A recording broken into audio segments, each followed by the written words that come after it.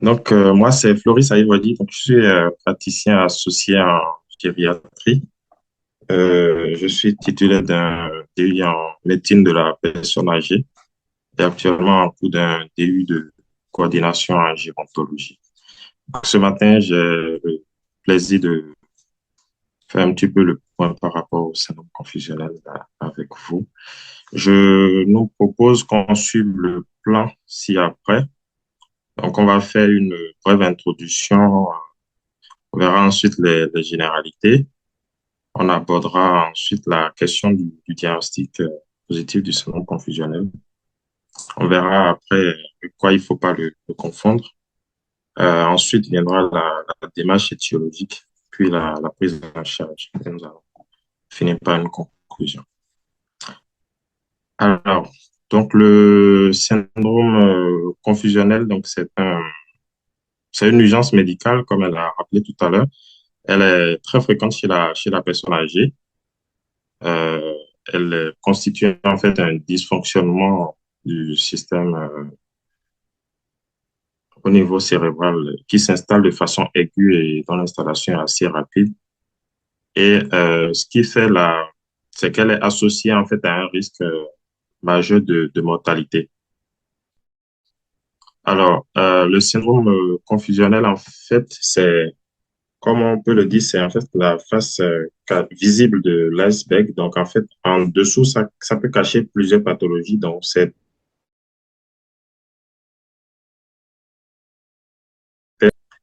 il faut en fait avoir une démarche diagnostique et thérapeutique assez rigoureuse et ne pas passer à côté de diagnostics qui compromettent, qui mettent en jeu le pronostic vital ou fonctionnel de votre patient. Alors, donc, en définition, la définition n'est pas très longue, hein. Donc, c'est un dysfonctionnement cérébral qui est aigu et grave. Euh, mais ce sur quoi j'ai envie d'attirer votre attention, c'est qu'elle est réversible. Et donc, ce caractère-là, on verra par la suite dans la prise en charge, c'est que quand vous arrivez à mettre en exergue là où les causes sous-jacentes et à mettre en place des mesures thérapeutiques adaptées, il est le plus souvent réversible. Voilà. Elle est très fréquente chez la personne âgée, d'autant plus chez des personnes âgées qui ont déjà des terrains de troubles neurocognitifs. Et comme on l'a dit, plutôt c'est une urgence médicale et qui est souvent associée à un mauvais pronostic. Et ça allonge la durée d'hospitalisation. Et chez certains patients, la perte d'indépendance fonctionnelle est à telle enseigne que ces sujets-là ont pu être amenés à les placer en établissement adapté pour personnes âgées qu'on appelle EHPAD. Donc, en définition, les définitions du syndrome confusionnel, en fait, c'est les critères du DSM-5 que reprend en fait le collège de gériatrie. Alors, c'est toujours d'actualité, hein, les critères du DSM-5 que je vais rappeler brièvement. Donc, en tout, on a 5 critères. Euh, Ce qui me paraît très important, vous avez les critères A, B, C. On va voir un petit peu ce que ça comprend. Donc, en fait, le critère A, c'est que vous avez des perturbations de l'attention. Et ça, le test qu'on utilise, qu'on connaît la plupart du temps, c'est d'essayer d'évaluer rapidement, en fait, l'orientation temporo-spatiale de votre patient. Alors, le deuxième élément, donc le critère B, c'est que cette perturbation-là, elle s'installe sur un temps court. Donc, c'est un événement qui est aigu. Ça va de quelques jours, de quelques heures à quelques jours. Et il faut pouvoir établir un changement avec l'état antérieur de votre patient. Et ça, vous allez me demander, alors, chez un patient qui est confus, comment est-ce qu'on arrive à avoir une idée de son état antérieur? En pratique, c'est pas souvent évident parce que le patient, il est confus. Imaginez, vous recevez aux urgences un patient à 3 heures du matin qui est confus et il n'a aucune idée de où est-ce qu'il est. Donc, vous ne pouvez, ça va être difficile pour vous, en fait, de faire la part des choses entre si c'était son état cognitif de base ou si vraiment il y a un changement. Donc, c'est là que ça prend tout son sens, le fait d'aller recueillir des informations auprès de la famille, des aidants formels de votre patient. L'autre élément capital, c'est la fluctuation. Et c'est tellement important parce qu'en fait, si on a la chance d'en parler, vous verrez, en fait, quand vous prenez les troubles neurocognitifs, vous pouvez avoir des patients qui présentent une désorientation temporo-spatiale, mais c'est leur état de base. C'est-à-dire qu'ils ne savent ni le jour ni l'heure. Mais c'est pas du tout, c'est leur état habituel et donc vous ne pouvez pas poser là le diagnostic de confusion. Et du coup, qu'est-ce qui vous permet de faire la différence? C'est que la confusion, si vous prenez une journée, elle peut varier. L'exemple que je pourrais donner, c'est que l'interne, il va voir le patient en matinée et voilà, le patient, il est totalement confus. Après, il va faire la visite avec le professeur et il trouve que le professeur, on se rend compte qu'en fait, le patient, il n'a rien, il est totalement orienté. On va vous prendre vous allez passer pour ridicule, mais pas du tout. C'est vraiment l'évolution naturelle de la pathologie. Donc, ça fluctue en une même journée, elle fluctue beaucoup. Donc là, ensuite, l'élément principal là dans le critère D, c'est il faut pouvoir établir la rupture avec l'état antérieur. Donc, je l'ai dit tout à l'heure, il faut s'aider des aidants. Le critère 3, donc il faut pouvoir mettre en évidence aussi d'autres perturbations cognitives de l'ordre de, de la mémoire, de l'orientation, du langage. Alors, donc, quand on vous laissez ces trois premiers critères, le critère D, qu'est-ce que ça dit? En fait, ça veut dire que le A et le C, ils ne sont pas expliqués par un trouble neurocognitif préexistant. Qu'est-ce que ça veut dire? C'est-à-dire, en fait, il ne vous suffit pas simplement de dire désorientation temporo-spatiale, donc syndrome confusionnel. Comme je l'ai dit tout à l'heure, c'est un point commun entre le trouble neurocognitif et le syndrome confusionnel. Donc, il faut vraiment savoir comment est-ce qu'il était avant. Votre patient, vous pouvez le voir et dire que comme il est désorienté, non, ça veut dire qu'il est confus. Non, pas du tout, c'est son état antérieur. Donc, il faut vraiment arriver à faire la part des choses là et savoir que c'est parce que ça s'est installé brutalement que ça fluctue et qu'il y a vraiment cette rupture-là. Donc, cette notion-là, elle est primordiale, la rupture avec l'état antérieur. Et également, c'est pas un patient qui est dans le coma que vous allez pouvoir poser le diagnostic de confusion. Donc, le critère D est vraiment important. Le A et le C ne sont pas mieux expliqués par un trouble neurocognitif préexistant et vraiment hors d'un contexte de coma. Alors, le E, c'est que après vos recueils anamnestiques, votre examen physique, les examens complémentaires que vous réalisez, on arrive à mettre en évidence qu'en fait, cette perturbation-là est aiguë et en fait la cause d'une affection médicale. En fait, on arrive à retrouver une étiologie, une ou plusieurs étiologies. Ça peut être une intoxication, un sevrage, peu importe. Mais on arrive quand même à retrouver une ou des causes. Voilà, en bref, ce que je peux vous dire par rapport au diagnostic positif du syndrome confusionnel. Donc, en un, perturbation de l'attention, ça s'installe très rapidement dans une même journée. Ça fluctue. Il faut pouvoir établir la rupture avec l'état antérieur de votre patient. Ça doit être bien entendu en dehors d'une. Ça doit pas être expliqué par un trouble neurocognitif ou un coma. Et après, tout le bilan, on arrive à mettre en évidence des causes. Alors, euh, passer ces éléments-là de, de diagnostic, qu'est-ce qui peut nous amener à penser chez un patient à un syndrome confusionnel? Donc, retenez que lorsque vous avez une modification rapide du comportement chez un patient ou au niveau des fonctions cognitives, il faut le considérer jusqu'à preuve du contraire comme un syndrome confusionnel. Ou lorsque vous avez quelqu'un qui a une inversion du rythme nictéméral, ça veut dire quoi? Ça veut dire qu'en journée, votre patient, il est endormi, voilà. Il inverse le jour et la nuit, donc il pense que la journée, c'est la nuit, et donc lui, il dort toute la journée. Et c'est la nuit qui vous dit. Donc, il sera en éveil la nuit, il va déambuler, il va être, voilà. Et ça, c'est d'autant plus fréquent chez des patients qui ont un terrain de troubles neurocognitifs sous-jacents. Alors, les présentations cliniques qu'on a, il y en a trois. Alors, la première, elle est très facile en pratique courante et je pense que la plupart des professionnels peuvent pouvoir poser facilement ce diagnostic. C'est la confusion dans sa forme hyperactive. Et là, vous avez une production, donc vous avez des signes agressivité, agitation, opposition aux soins. Ça, c'est en quelque sorte très facilement remarquable parce que vous pouvez avoir un patient qui la plupart du temps, il est calme, mais du jour au lendemain, c'est lui qui est agressif. Donc ça, c'est marquant. Paradoxalement, vous avez aussi une forme hypoactive qui est malheureusement sous-diagnostiquée, mais c'est aussi en grande partie à cause de sa présentation clinique. C'est que votre patient, au lieu d'être dans le versant plus, il est apathique, donc il est replié sur lui, il est ralenti.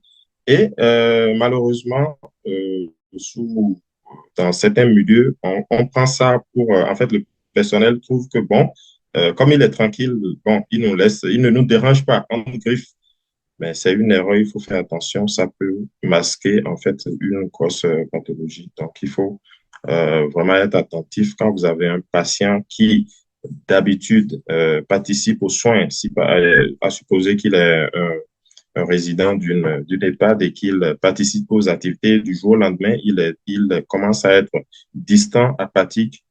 Attention, il faut le considérer comme un syndrome confusionnel jusqu'à preuve du contraire. Et la dernière forme clinique, c'est l'alternance des deux. Alors, heureusement, ces critères du DSM, on voit bien qu'en pratique clinique, c'est pas évident. Voilà. Il y a un outil de dépistage, et pas de diagnostic, un outil de dépistage qui est assez simple à utiliser, c'est la CAM, la Confusion Assessment Method, qui reprend un petit peu la plupart des critères du DSM. Donc, vous avez quatre critères en tout, et le A et le B, vous devez les avoir obligatoirement. À cela s'ajoute l'un, du 3 ou du 4. Donc, c'est que vous avez une modification comportementale dont le début de souvenir est aigu et qui fluctue sur la journée. Vous avez les troubles de l'attention et à ces deux éléments-là, vous avez soit le C, les troubles du langage, il a des propos totalement incohérents ou une altération de la vigilance. Alors, les diagnostics différentiels, avec quoi est-ce qu'il ne faut pas confondre euh, un syndrome confusionnel? Donc, c'est l'aphasie en premier, donc l'aphasie plutôt sensitive, donc l'aphasie de Wernicke.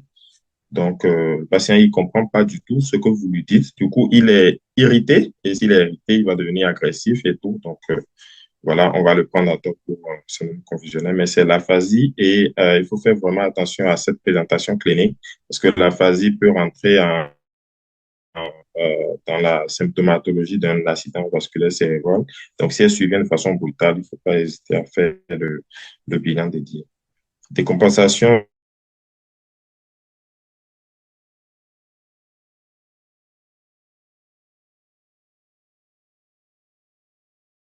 chirurgie, mais compensée à l'occasion d'une affection quelle qu'elle soit. Et l'ictus amnésique qui est encore d'autant plus rare. Ça, en fait, c'est un trouble de la mémoire, mais qui survient de façon très brutale et dont la régression également est très rapide. Alors, en, en quatre, plutôt, nous allons aborder la démarche étiologique. Il me plaît bien de passer quelques minutes sur ce modèle de bouchon, ce diagramme-là. Quand on essaie de le comprendre un petit peu, ça va beaucoup nous aider.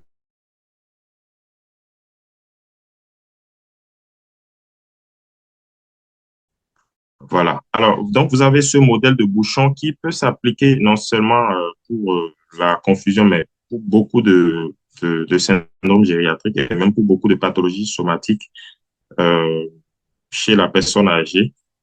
Donc, ça, c'est vraiment une base à avoir si vous voulez réfléchir démarche étiologique chez une personne âgée.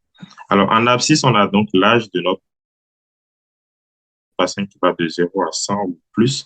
En ordonnée, nous avons la fonction d'organe. Alors, si vous regardez bien, il y a là, en dessous de la coupe de 1, c'est marqué réserve fonctionnelle. Alors, qu'est-ce que ça veut dire?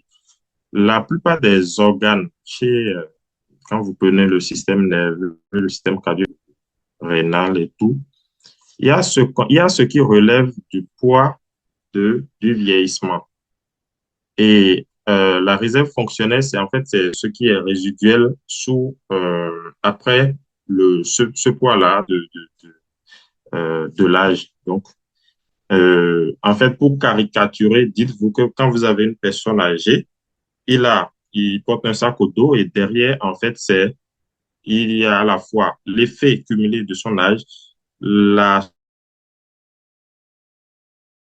somme de tout ce qu'il a comme antécédent, donc pathologie, quoi, qui est facteur aigu.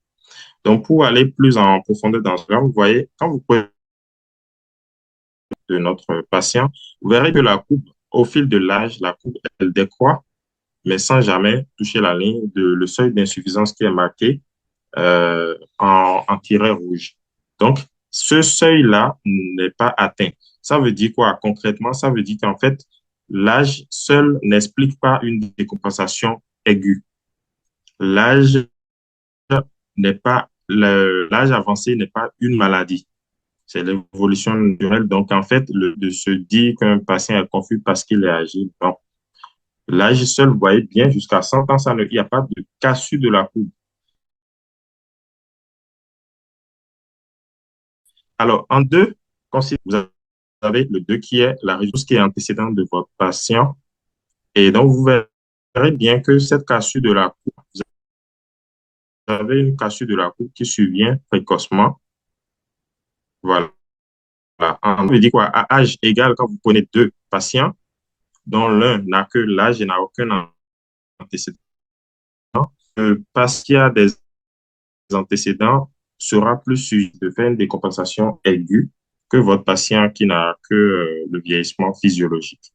Et d'autant plus, le 3 en fait, ce sera le facteur qu'on appelle facteur précipitant. Le 2 c'est le facteur prédisposant, c'est-à-dire pourquoi est-ce que mon patient il est à risque de faire un syndrome confusionnel.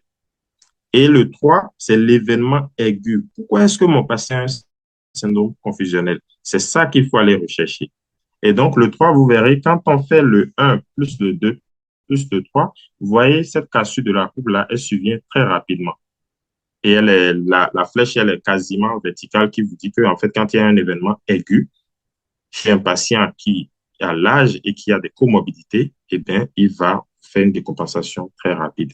Et ce qui est en pointillé là, qui revient vers la courbe du 2, c'est pour vous dire que quand on met en place des mesures correctives, on peut arriver à retrouver l'état cognitif de caractère réversible du syndrome confusionnel. Et quand vous prenez en dernier, le 3 qui est au niveau du, du 1, le 1, vous voyez,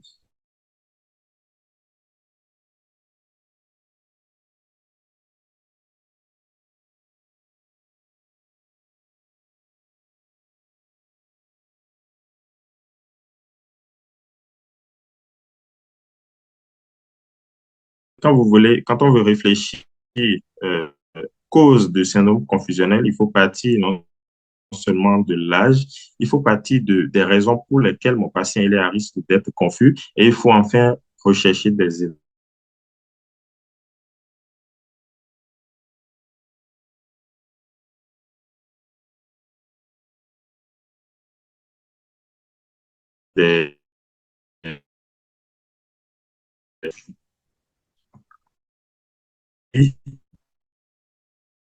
donc, voilà, donc pour donc les étiologies, on recherche les facteurs prédisposants, ensuite les facteurs précipitants, euh, et, et ensuite on met en place des mesures idoines pour pouvoir prendre en charge efficacement notre patient. Donc, les facteurs prédisposants, je n'invente rien, des recommandations de la HAS qui datent de 2009 et qui sont toujours d'actualité, qui sont repris dans le collège de gériatrie. Donc, vous avez l'âge du patient qui est supérieur en fonction de l'espérance de vie du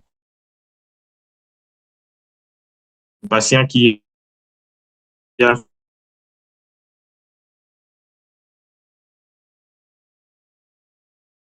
fait d'être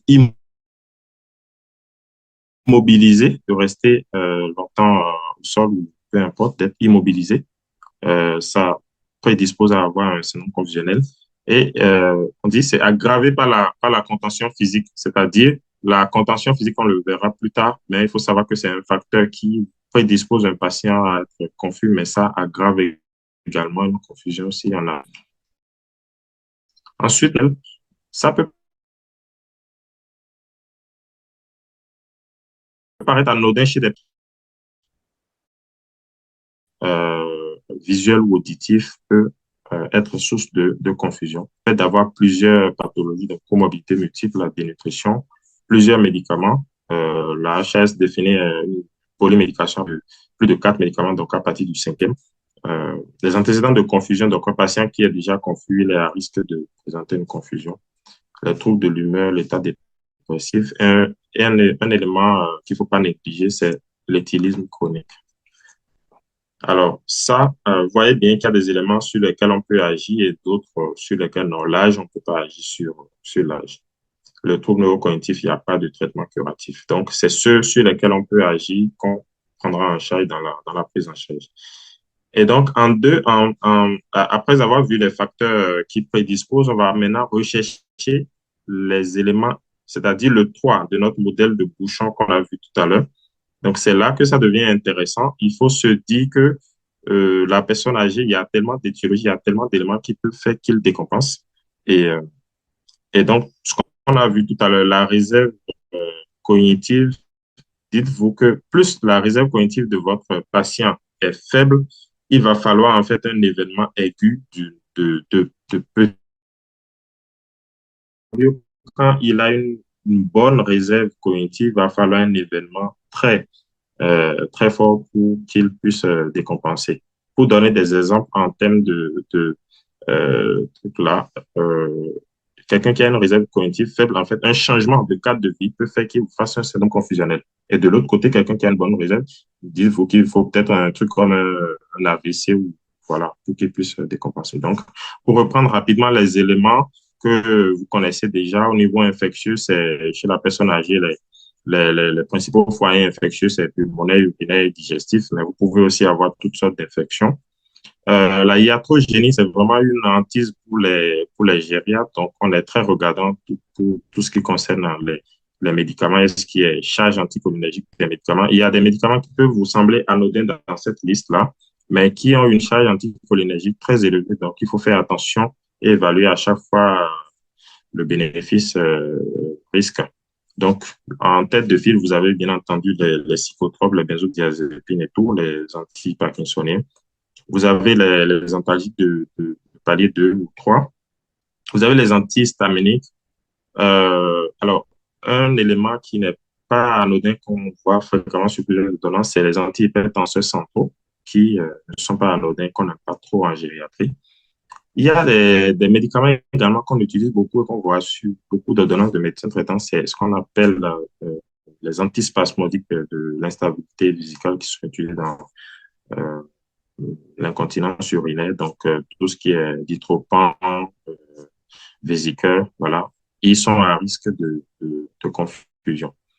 Et vous avez les antiémétiques qu'on utilise assez fréquemment, mais en fait, on ignore le fait qu'ils ont ce sont des neuroleptiques cachés, donc ils ont une charge anticholinergique qui n'est pas anodine. Il ne faut pas oublier également les sevrailles de ces substances-là, benzodiazépines, psychotropes et autres. Au niveau cardiovasculaire, vous voyez donc quelqu'un qui fait un événement cardiovasculaire aigu, il est à risque de faire un syndrome convulsionnel, tout ce qui est syndrome coronarien aigu, embolie pulmonaire, état de choc, fibrillation atriale. Voilà. Au niveau neurologique, ça va être tout ce qui est accident vasculaire cérébral, il fait un traumatisme, épilepsie, hémorragie sous-durale. Au niveau métabolique, là, c'est très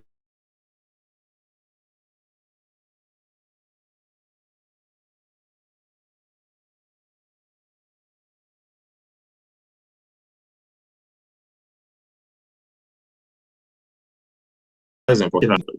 Les sulfamides hypoglycémiens, on n'aime pas trop en gériatrie, donc c'est parce que c'est très pouvoir d'hypoglycémie. Et contrairement aux patients plus jeunes, votre patient d'un certain âge, il ne va pas ressentir l'hypoglycémie, donc il va faire une hypoglycémie non ressentie, il va mourir d'hypoglycémie parce que vous n'allez pas pouvoir le diagnostiquer, pouvoir donc le rechiffrer à temps. Comme autre étiologie métabolique, c'est tout ce qui est dysnatrémie, la déshydratation, l'hypercalcémie, l'hypoxie, qu'elle soit en lien avec une décompensation cardio-respiratoire ou une anémie, une insuffisance rénale aiguë et les carences en vitamines. Il ne faut pas oublier au niveau psychiatrique, un deuil peut être mal vécu par une personne âgée. Je l'ai dit tantôt, un événement aussi banal qu'un changement de cadre de vie peut être source de, de confusion. Donc, il ne faut pas le négliger. Et pour l'avant-dernier, bon, je vais finir par là. Au niveau toxique, les intoxications, que ce soit alcooliques, le sevrage, ou aussi du carbone qui sont assez rares. Au niveau général, si vous oubliez tout, ayez la hantise de ces éléments-là, qui sont au niveau de la case d'éléments généraux. C'est, en tête de file, c'est tout ce qui est douleur, ensuite rétention aiguë d'urine et fécalome. Donc, pour ne pas l'oublier, dites-vous, chez la personne âgée qui est confuse, je dois rechercher douleur, pipi, caca. C'est tout simple et banal, mais c'est en termes de fréquence, c'est des éléments qui ont l'air anodins, mais un patient âgé qui n'urine pas bien, qui a la vessie pleine, il va être confus, il va être agité. Un patient âgé qui est constipé ou qui a un fécalome, il va être confus, il va être agité. Un patient âgé qui est douloureux, il peut être confus sur la douleur. Et donc, je le remets là en premier réflexe, j'ai bien mis en gras face à un syndrome convulsionnel aigu chez la personne âgée. Il ne faut pas oublier d'éliminer un globe vésical et un fécalome ou une autre cause de douleur. Alors, on a vu ces étiologies-là, ça va nous permettre de bien comprendre le rationnel de tous ces examens paracliniques qu'on demande de façon assez systématique, comme le recommande la HS. Vous voyez bien que les étiologies, elles sont nombreuses, donc il faut vraiment être systématisé et ne pas passer à côté de diagnostic qui peut engager le pronostic de votre patient. Donc, au niveau des bilans qu'on réalise systématiquement en première intention, tout à l'heure, on a parlé d'hypoxémie, donc il faut avoir le saturomètre facile. Il faut la glycémie capillaire, la bandelette urinaire, même si bon, ça pose le problème de diagnostic d'infection urinaire, mais qui n'en sont pas, parce que votre patient n'est pas symptomatique. Mais la HAS, jusqu'à ce jour, recommande quand même de faire la BU de façon systématique. Donc, ça reste dans les recommandations. Vous avez la NFS à la recherche d'une anémie ou d'une infection, le bilan rénal à la recherche d'une insuffisance rénale aiguë, l'ionogramme, comme on a vu tout à l'heure, à la recherche de dysnatrémie ou d'hypocalémie. Vous avez la calcémie à la recherche d'une hypercalémie. Et sur la colonne de droite, vous voyez le CG. Donc, vous voyez bien toutes les étiologies au niveau cardiovasculaire. Le diagnostic repose en grande partie sur le CG. Et donc, il faut avoir le CG facile quand vous avez une personne âgée qui est confuse. Le scanner cérébral vient qu'en deuxième intention, même si en pratique clinique, on peut le faire assez facilement, mais le scanner cérébral, il a des indications très précises selon la HS. Donc, il faut que votre patient ait des signes de focalisation. Ou, par contre, il faut l'avoir facilement quand il a un traumatisme crânien, même si c'est mineur et qu'il est sous un traitement antithrombotique, c'est-à-dire un antiagrégant ou un anticoagulant. De l'autre côté, au niveau biologique, tous ces examens-là seront orientés en fonction de votre examen clinique. Donc, si vous avez une douleur thoracique, vous n'allez pas hésiter à demander à faire un cycle tropo. Si vous avez une fièvre, à faire des hémocultures. Si vous avez des signes fonctionnels urinaires patents, vous allez pouvoir faire rapidement votre ponction lombaire. Votre ECBU, autant pour moi. Et la ponction lombaire, vous voyez, les indications également sont précises si vous y pensez, si vous pensez à si vous avez un syndrome méningé franc, ou si vous avez une fièvre persistante et que vous n'avez pas d'autres points d'appel infectieux, comme on a vu tout à l'heure, chez personnes âgées, c'est poumon, digestif et urinaire. Donc, si vous n'avez pas ces trois-là qui vous parlent et que vous avez le moins doute, en deuxième intention, on peut être amené à faire une ponction lombaire ou éventuellement, si vous faites votre premier bilan de débrouillage et même le scanner cérébral et tout ça revient négatif, mais par contre, il y a une persistance du syndrome confusionnel, on peut être amené à faire une ponction lombaire. Et l'EEG également peut être mis en deuxième ou troisième intention, soit en deuxième intention si vous avez des signes partant d'une confusion post-critique, ou si votre premier bilan ou deuxième bilan revient négatif et vous avez plus d'éléments d'orientation, vous pouvez faire un électroencéphalogramme à visée de diagnostic d'élimination. Alors, la prise en charge, comme je l'ai répété, les étiologies peuvent être multiples. Et ce sur quoi j'ai envie d'insister, c'est ne vous dites pas qu'une personne âgée vient aux urgences et une pneumopathie. Et donc, vous croisez les bras, vous mettez votre antibiothérapie, vous vous dites, bon, voilà, il est confus parce qu'il a eu une pneumopathie. Non, les étiologies en fait sont en général multiples chez la personne âgée, donc c'est pas anodin d'avoir qui fasse une pneumopathie, qui ait un fécalome, qui soit en rétention aiguë d'urine, qui ait une anémie, qui ait une hyponatrémie ou des troubles ioniques ou une hypoglycémie. Donc, il ne faut pas se fier à une seule étiologie, se dire, bon, ben, on a le diagnostic et puis on croise le bois. Donc, l'objectif de la prise en charge, c'est de pouvoir mettre en évidence là où le cause. Ça, le traitement. Le traitement du syndrome confusionnel, c'est le traitement de la cause.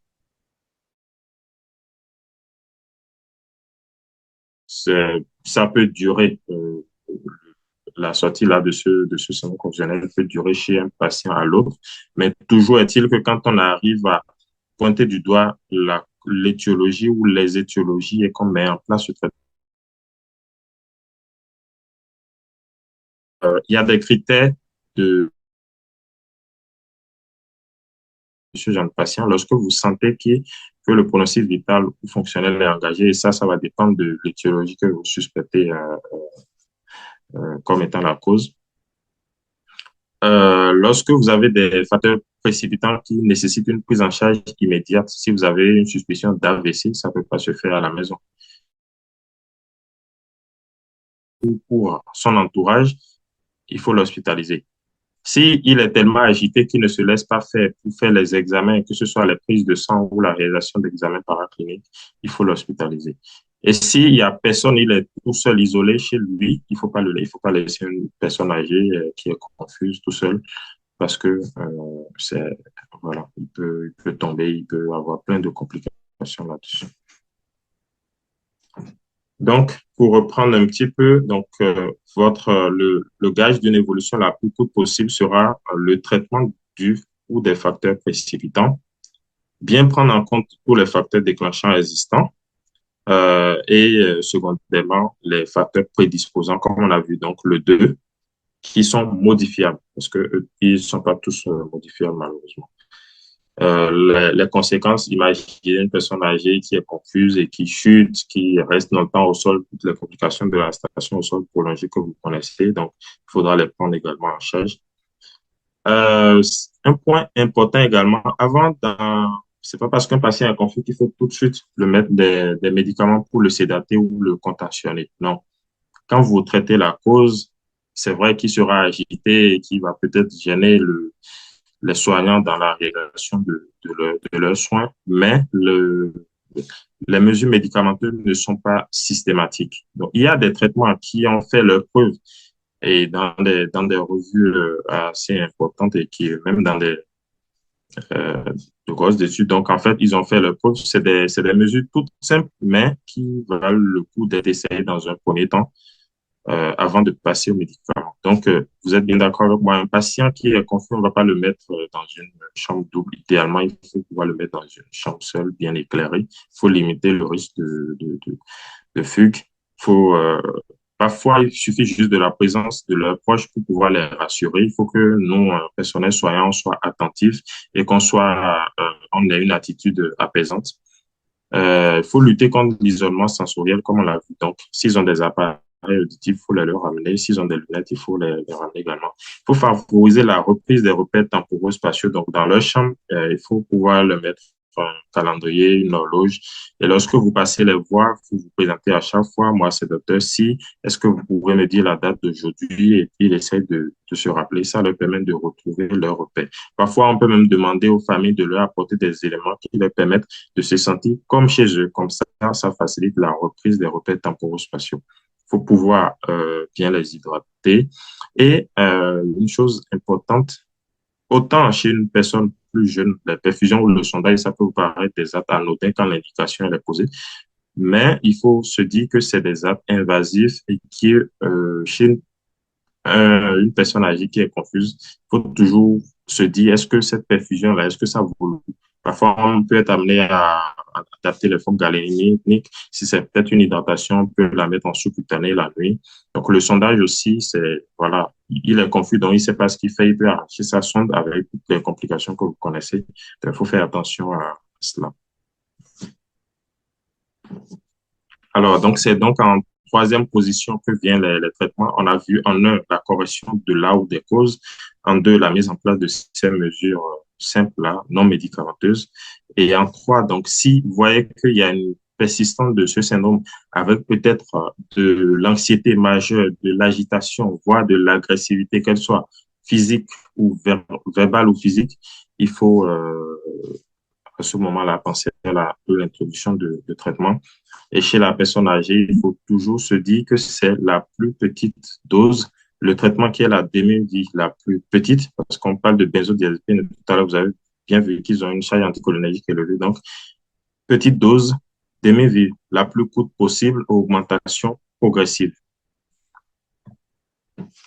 Donc, vous avez je ne sais pas si vous voyez bien cette, cette tirée du collège de gériatrie qui vous permet d'avoir en tête comment est-ce qu'il faut envisager votre prise en charge. Donc, les deux mesures à mettre en place, c'est mesures non médicamenteuses plus traitement de la cause. Et quand ça échoue, euh, si vous êtes plutôt dans un versant anxieux, si c'est plus de l'anxiété qui est au premier plan, donc c'est bien entendu, c'est les benzodiazépines.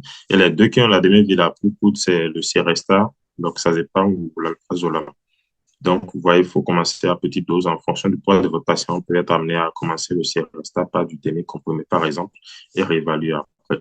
Mais si, paradoxalement, c'est la production, c'est-à-dire de l'agitation, de l'agressivité ou de l'hallucination qui est au premier plan, à ce moment-là, il faut penser au neuroleptique, mais pas le l'opéridol comme on a l'habitude d'utiliser, mais plutôt des neuroleptiques atypiques dans la risperidol. Euh, Compromise, ça ne peut pas se faire. Donc, vous n'avez pas d'autre choix que d'aller en IL, même si c'est pas ce qu'on aime le plus chez les personnes âgées. Et tout au long de l'évolution, ne jamais oublier pipi, douleur, caca. Euh, Personnes âgées qui ont des troubles neurocognitifs, notamment la maladie à cause de Lévy, ça, on n'utilise pas n'importe quel neuroleptique chez ce genre de patient. Donc, c'est la seule indication que vous êtes amené. Si, par exemple, il y a des hallucinations, que vous savez que chez un patient là, il fait une confusion sur un terrain de maladie à cause de Lévy. Sur ces agitations, sur son hallucinations, pardon, c'est plutôt la clozapine que vous allez pouvoir utiliser. Et pour finir, quand les mesures non médicamenteuses, le traitement de la cause, le traitement médicamenteux ne marche pas ou ne suffit pas, là, on n'a pas d'autre choix que d'en arriver à la contention physique qui doit être en ultime recours. Il ne faut pas céder facilement aux demandes des soignants qui vous demandent, docteur, le patient est agité, je veux le contentionner. Non. La contention physique, c'est une restriction de liberté, ça engage votre responsabilité. Ça doit être vous savez, toutes les complications qui sont en lien avec la contention physique. Donc, ça, il faut que ce soit réévalué en équipe pluridisciplinaire parfois et il faut faire attention. Il y a des éléments qui nous semblent banals, mais qui constituent des, des actes de prévention, de contention. C'est par exemple les barrières. Les barrières, les sangles, même les hauts fauteuils, les tablettes, tout ça, c'est des contentions. Donc, c'est sous prescription médicale et ça engage votre responsabilité. Euh, donc, pour finir, des éléments clés à retenir, c'est de considérer tout nouveau trouble du comportement comme un syndrome confusionnel jusqu'à preuve du contraire. Il faut pouvoir avoir une démarche rigoureuse afin de retrouver là où les causes, euh, identifier l'urgence cachée derrière un syndrome confusionnel et il ne faut pas céder trop facilement au traitement symptomatique d'un syndrome confusionnel sans faire votre bilan étiologique. Donc, en conclusion, le syndrome confusionnel, c'est donc un signal d'alarme clinique chez la personne âgée. Le diagnostic, il est clinique et il se base sur les critères du DSM-5. Euh, et toute confusion, avant de vous dire que voilà, c'est peut-être d'origine psychiatrique, il faut avoir éliminé tout ce qui est cause organique. Donc, le traitement étiologique, mesure non médicamenteuse systématique. Et secondairement, s'il y a mise en danger, c'est le traitement médicamenteux. La contention reste en dernier recours. Voilà. Là, j'ai mis un comparatif, c'est pas l'objet de la séance, mais c'est revenu plusieurs fois dans la présentation. Donc, je me suis dit, même si je n'en parle pas, je vous montre quand même ce tableau qui compare rapidement le syndrome conventionnel avec les troubles de revenir là-dessus une autre fois. Mais voilà, vous avez le syndrome conventionnel qui est aigu, le trouble cognitif qui évolue progressivement sur plusieurs années. La confusion, c'est les troubles de l'attention et ça fluctue. Et on arrive à mettre en et vous avez des troubles neurocognitifs qui sont en lien avec un processus neurologique sous-jacent. Voilà. Je vous remercie de votre attention. Merci infiniment, docteur, pour cette présentation très pédagogique et très riche en contenu. Alors, je vous propose de passer directement à la présentation du cas clinique. OK. Merci. Cependant, si vous avez des questions par rapport à la présentation, nous pouvons consacrer un petit temps pour des questions, pour une partie de questions-réponses. Alors, il suffira de lever la main ou de poser votre question directement dans la discussion.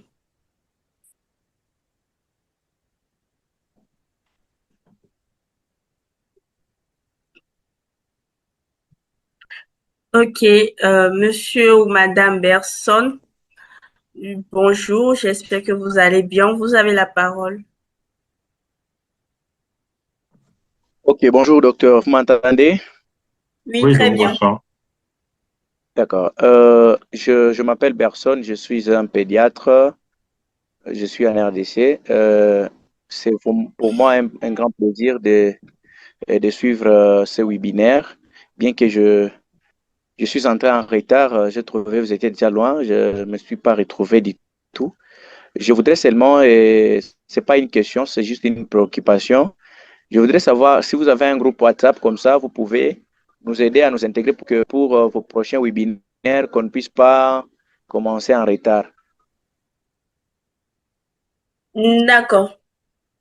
Docteur, par rapport à cette question, permettez-moi de répondre. Nous avons vraiment une chaîne WhatsApp dont je vais envoyer le lien dans la discussion avant la fin de ce webinaire. Vous pourrez intégrer. Parfait, parfait. Merci beaucoup. Et le support de la présentation, si vous pouvez nous aider aussi à la fin. D'accord, je ferai une petite, je vous dirai comment avoir le support à la fin du webinaire également. Merci, docteur. Ok, à présent, nous allons passer la parole à Monsieur Hamid Jude Boirin. Bonjour, Monsieur Boirin, j'espère que vous allez bien. Vous avez la parole. Oui. Bonjour à vous, madame. J'espère que vous me recevez. Très bien, Monsieur Jude. Ok. Moi, c'est Kouaï Amin Jude. Je suis infirmier en master de médecine d'urgence, première année à parcours de l'infusion. Euh, j'ai rejoint la réunion un peu en retard. Donc, j'ai deux préoccupations. La première, c'est par rapport à la définition du syndrome confusionnel. Je n'étais pas là au début de la présentation. Et la deuxième question, c'est en quoi ce type de syndrome peut constituer une urgence sur le plan vital. Dans un service d'urgence, lorsqu'on reçoit un type de patient qui présente ce type de syndrome, quel est le pronostic vital qui est engagé et qu'est-ce qu'il faut faire en urgence face à ce type de syndrome. À part ça, j'aimerais savoir si c'est un syndrome neurologique ou si c'est un syndrome psychiatrique. Ce sont mes questions. Merci à vous et merci à docteur pour la présentation. D'accord. Merci pour votre préoccupation, Monsieur Jude. Docteur, je ne sais pas, vous préférez répondre en même temps ou vous comprenez un lot de Oui, questions? oui, oui, je réponds. D'accord, docteur. Euh, donc, pour revenir à la première question de la définition là abordée, mais vous n'étiez pas là. En fait, c'est une définition assez longue, hein, mais retenez que c'est un dysfonctionnement cérébral aigu et qui est réversible,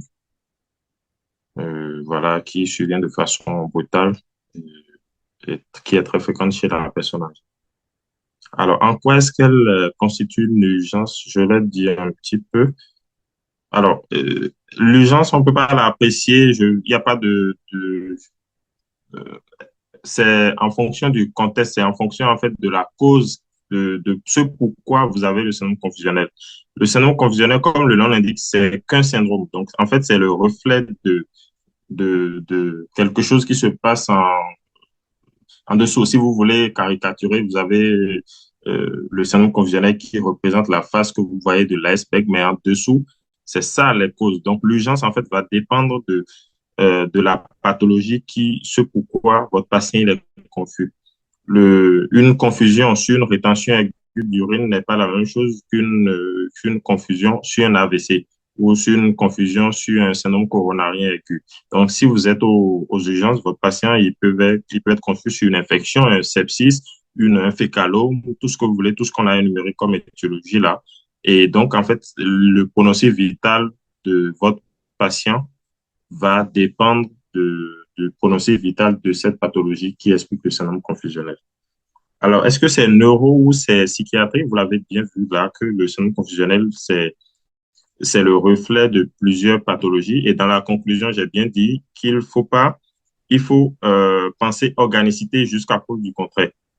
Le syndrome confusionnel, il faut, même dans la définition, le DSM-5, vous allez voir le dernier critère, le 5, c'est-à-dire, après votre interrogatoire, examen physique, tout ça, on arrive à retrouver une ou plusieurs étiologies. La plupart du temps, c'est une étiologie organique qui en est la cause, donc c'est une pathologie somatique jusqu'à preuve du contraire.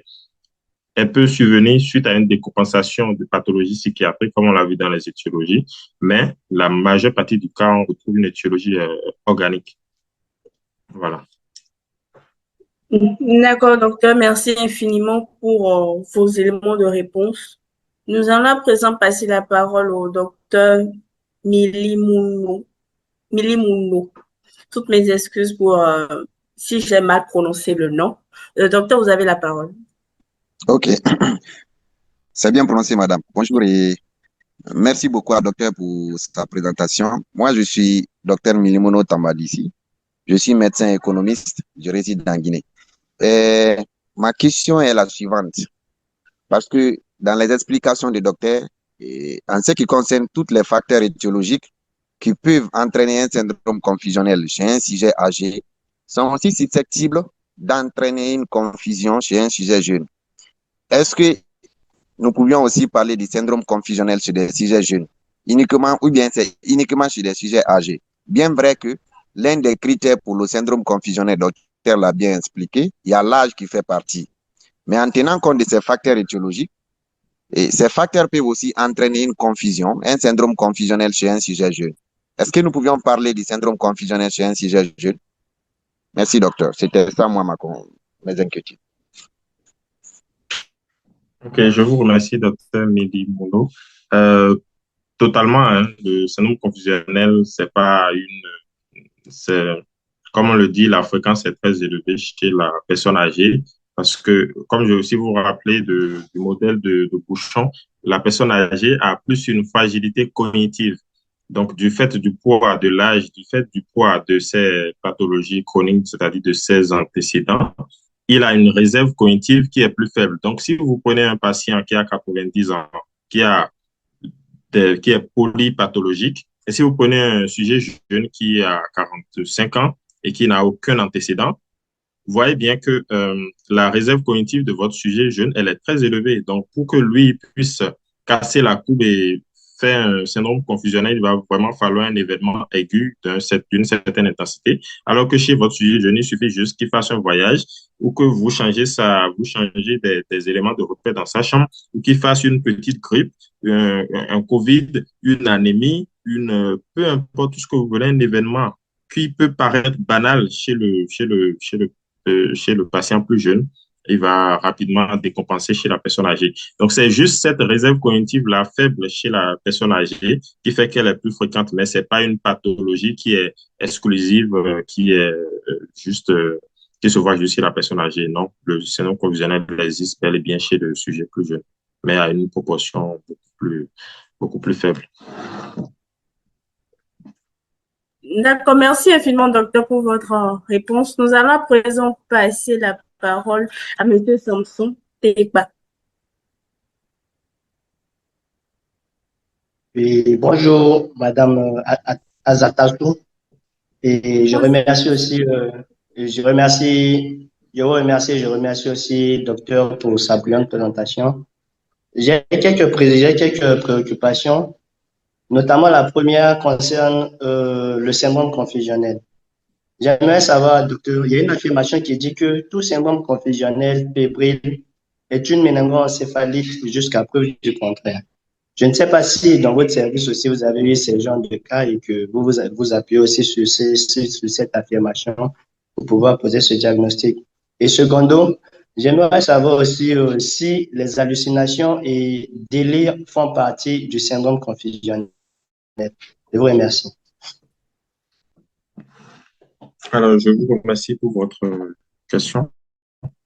Euh, chez la personne âgée, ou je dirais, pour vous expliquer, chez l'enfant, c'est plus parlant le fait de se dire sinon confusionnel fébrile égale à méningite ou méningoencéphalite jusqu'à preuve du contraire, en ce sens où on veut éliminer le diagnostic le plus, voilà, le plus, dont le pronostic va engager, voilà, le plus grave. Bon, vous parlez le plus grave. Et donc, vous voyez, un enfant, il ne parle pas, il va pas exprimer la symptomatologie. C'est pareil hein, chez la personne âgée. La symptomatologie chez la personne âgée, elle est vraiment atypique. Vous n'avez pas les tableaux cliniques comme on a souvent décrit dans les bouquins chez les personnes jeunes. Vous l'avez pas chez la personne, comment dirais-je, chez la personne âgés.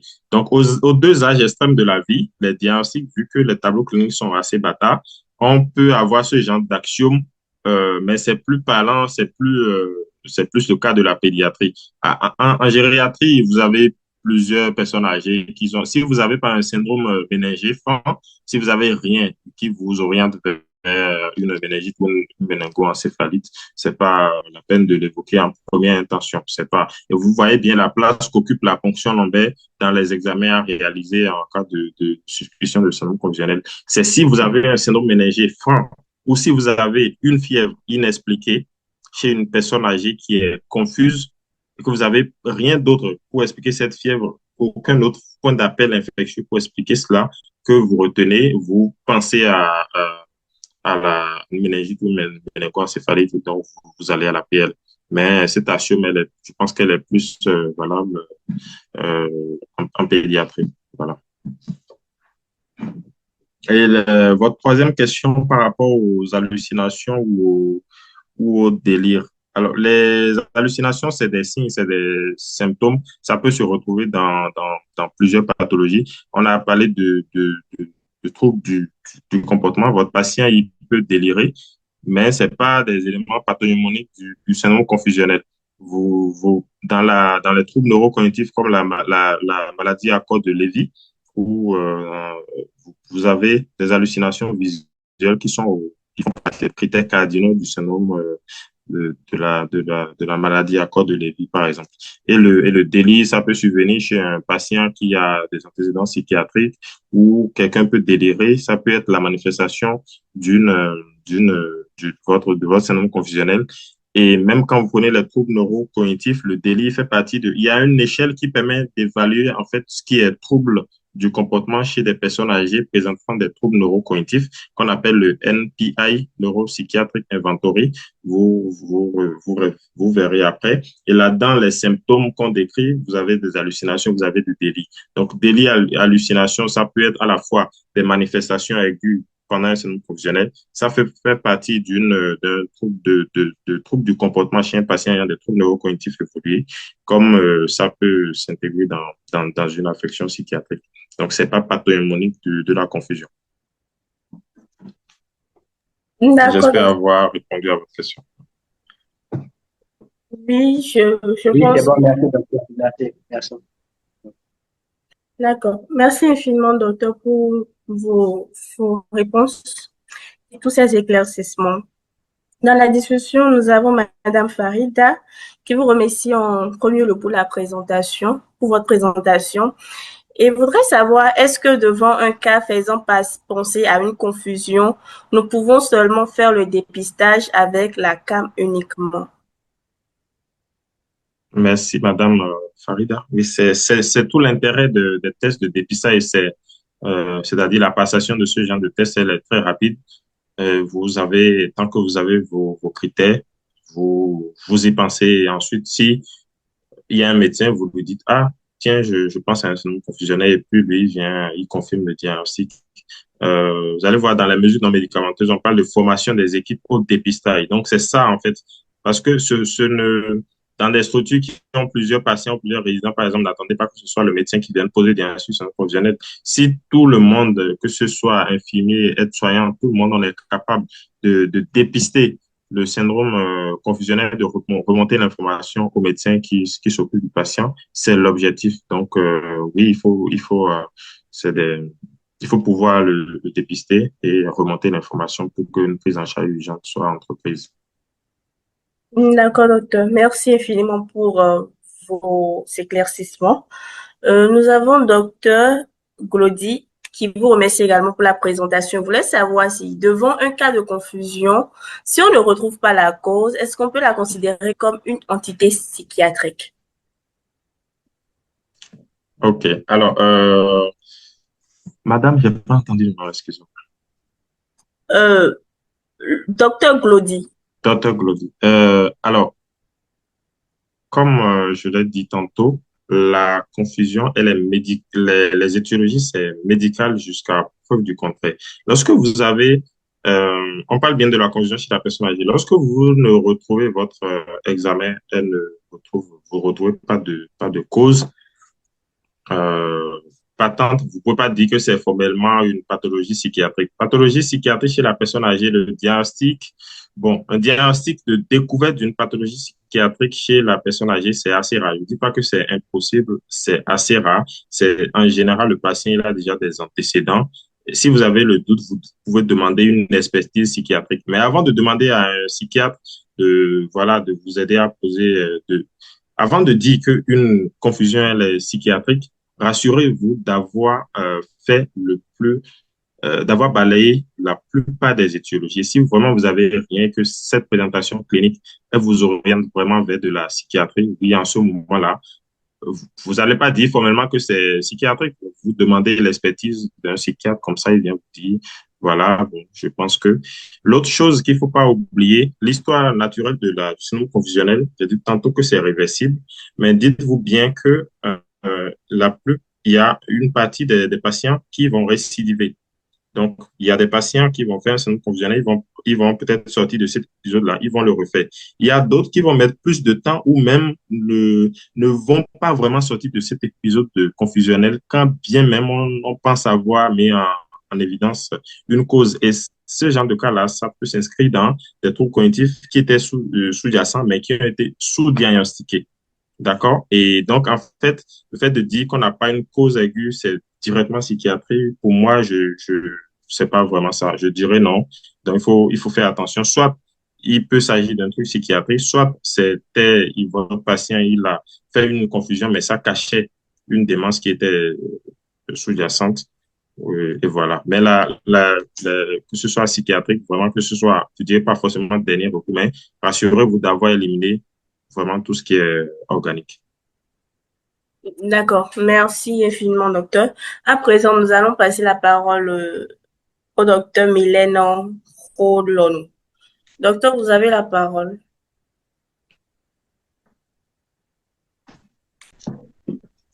Merci bien pour cette parole et pour cette belle présentation. Je me présente, c'est Dr Mylène Colonou. Je suis actuellement médecin généraliste et en poste dans un service de psychiatrie.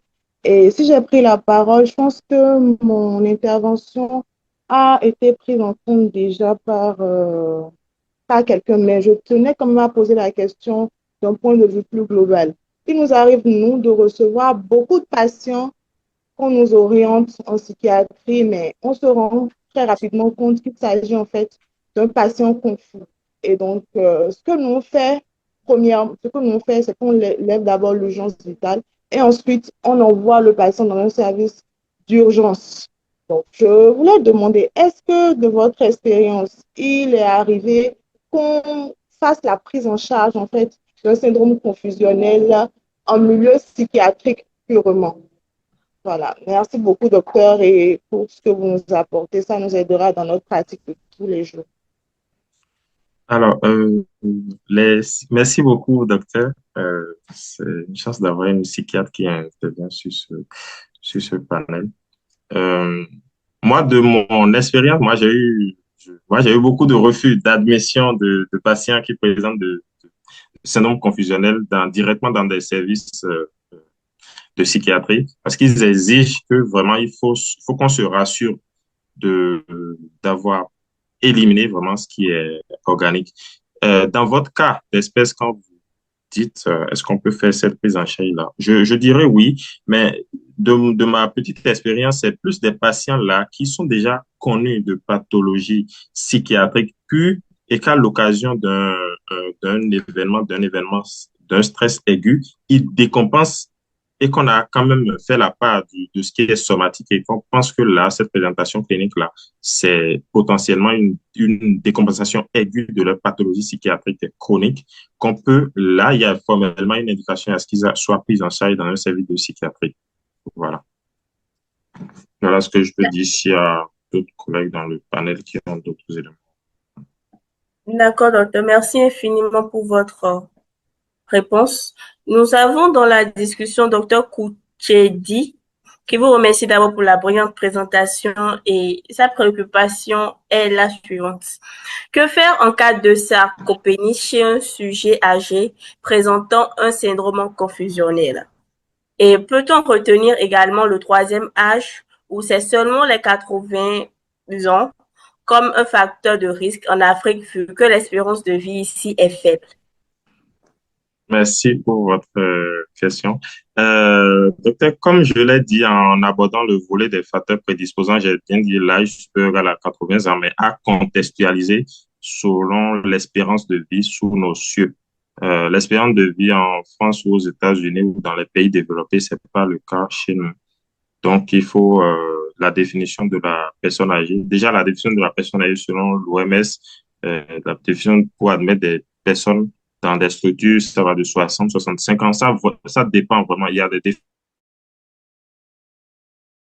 pour personnes âgées et il y a la définition de personnes âgées pour des admissions dans des structures aiguës ou de moyen séjour. Donc, 75 ans, c'est ce qui est retenu en France, mais l'espérance de vie n'est pas pareille dans le pays, au niveau local ou régional, ce que vous appelez personnes âgées. Voilà. Est-ce que vous avez parlé de sarcopénie? Oui, là.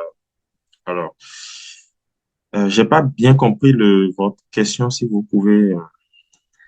D'accord. Que faire en cas de sarcopénie chez un sujet âgé présentant un syndrome confusionnel?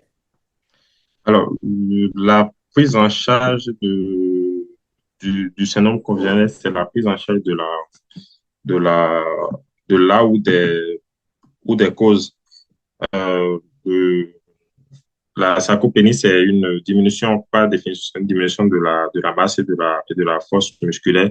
C'est un critère phénotypique de dénutrition. Et comme on l'a vu, la dénutrition fait partie des facteurs prédisposants, donc des facteurs qui prédisposent à avoir un syndrome conventionnel. Donc, si vous voulez être, on va dire, holistique dans votre prise en charge, vous prenez en charge l'événement aigu qui a précipité votre patient, mais il ne faut pas oublier, en gériatrie, on est vraiment pluridisciplinaire et il faut élargir vraiment votre prise en charge et vous dire que ce patient, il est plus à risque, excusez-moi, que d'autres. Donc, il faut pouvoir le prendre en charge convenablement sur le plan nutritionnel. Voilà. D'accord, docteur. Nous allons nous permettre de prendre une dernière question avant de passer au cas clinique. Donc, nous allons donner la parole à Monsieur Yacine. Et après le cas clinique, nous allons donner la parole, prendre les autres questions en instance. Alors, Monsieur Yacine, vous avez la parole. Merci, bonjour. Bonjour. Merci pour la parole. Donc, moi, c'est Dr Maman Yassine. Je suis DES de médecine d'urgence au Burkina Faso. Donc, j'ai une petite curiosité sur la réserve cognitive. Je voulais savoir, est-ce qu'on dispose d'un outil qui permet de la mesurer? Est-ce que c'est un outil mesurable? Voilà, merci beaucoup. Merci beaucoup, docteur. Non, malheureusement, il n'y a pas d'outil pour mesurer la. Bon, en tout cas, pas que je sache à ce jour, je ne pense pas qu'il y ait d'outil. Il n'y a pas d'outil. C'est juste essayer de schématiser dans votre tête quand vous menez la démarche étiologique et vous dire, alors, qu'est-ce que mon patient a comme sac au dos? J'aime cette caricature-là parce que c'est vraiment ça, c'est vraiment de ça qu'il est question. Imaginez votre personne âgée avec un sac au dos et mettez dans le sac le poids de son âge, mettez dans le sac le poids de tout ce qu'il a comme antécédent et comparez-le à une personne âgée, toujours du même âge, qui n'a que l'âge, mais qui n'a pas tous ces antécédents-là.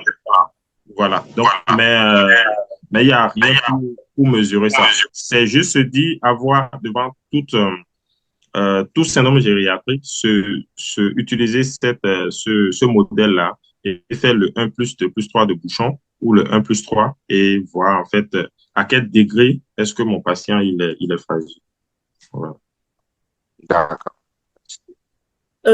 D'accord. Merci infiniment, docteur, pour tous ces éléments de réponse. Vous nous avez vraiment permis de mieux comprendre la présentation. Et nous allons passer à présent au cas clinique qui nous permettra de voir si les messages sont bien passés. Et à la fin, nous allons donner la parole à Monsieur Mulendoua, Monsieur Issa et Monsieur Yannick à la fin du cas clinique. Merci.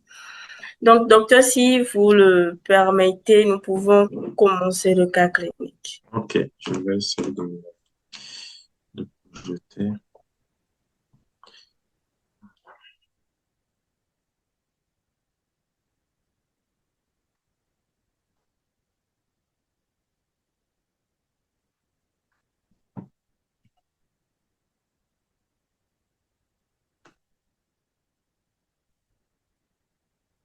Est-ce que vous voyez mon écran? Oui, nous voyons votre écran, juste que ce n'est pas encore en plein écran, docteur. Alors, le cas clinique, j'ai souhaité qu'il soit interactif, Oui, donc je préfère le mettre comme ça. Attendez, je vais augmenter un petit peu. Et là, est-ce que c'est mieux comme ça? oui, c'est mieux. D'accord. Comme ça, en posant les questions, les gens prennent la parole pour répondre ou pour écrire dans le chat et D'accord. on- OK. Donc, là, on va faire un cas clinique et finir par des questions ouvertes. Alors, l'énoncé, vous êtes appelé en urgence par une infirmière en EHPAD ou une patiente de Madame A de 90 ans. C'est une résidente qui est présente en effet un tableau d'agitation majeure avec des propos incohérents depuis 24 heures et une inversion du rythme nictéméral. D'habitude très calme, elle a craché ce matin au visage de l'aide-soignante et déambule avec son déambulateur dans la résidence en expliquant à toute personne rencontrée qu'elle recherche ses parents qui l'ont laissé ici depuis quelques semaines. Je reprends. Vous êtes appelé en urgence par une IDE en EHPAD ou Madame A, 90 ans, une résidente qui est dans les locaux depuis 3 mois. Elle présente en effet un tableau d'agitation majeure avec des propos incohérents depuis 24 heures et une inversion.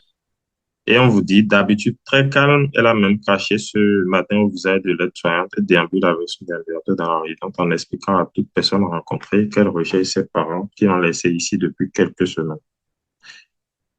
Dans le dossier, vous notez simplement une hypertension artérielle sous amlodipine et l'hydrochlorothiazide. Également un syndrome anxio-dépressif ancien sous fluoxétine, une gonarthrose bilatérale évoluée et une notion de perte de mémoire motivant son entrée en EHPAD. Donc, dans son traitement, elle a pour l'attention de l'amlodipine et de l'hydrochlorothiazide. Elle a un antidépresseur, la fluoxétine, pour un syndrome anxio-dépressif et elle est traitée pour une gonarthrose bilatérale évoluée. Et on vous dit qu'il y a une notion de perte de mémoire, que c'est à cause d'une perte de mémoire qu'elle a intégré l'EHPAD. L'infirmière vous signale une température la veille au soir à 38 degrés 3. La tension artérielle à 150 sur 70 mm de mercure et une fréquence cardiaque à 89 battements par minute. Vous avez une saturation à 94% en air ambiant et une absence de polypnée. Il existe également un retard de sel depuis 4 jours.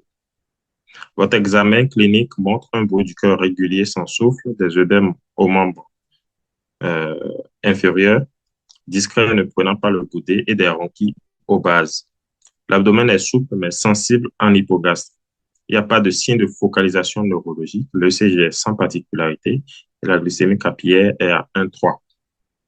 Je reprends une dernière fois. L'infirmière vous signale une température la veille au soir à 38 degrés 3. Une tension artérielle à 150 sur 70 mm de mercure, une fréquence cardiaque à 89, saturation 94% en air ambiant, une absence de polypnée. Il existe un retard de sel de 4 jours. Votre examen clinique, les bruits du cœur sont réguliers sans souffle. Il y a des œdèmes au membre inférieur discrets, mais qui ne prennent pas le côté. Et vous avez des ronchis aux bases.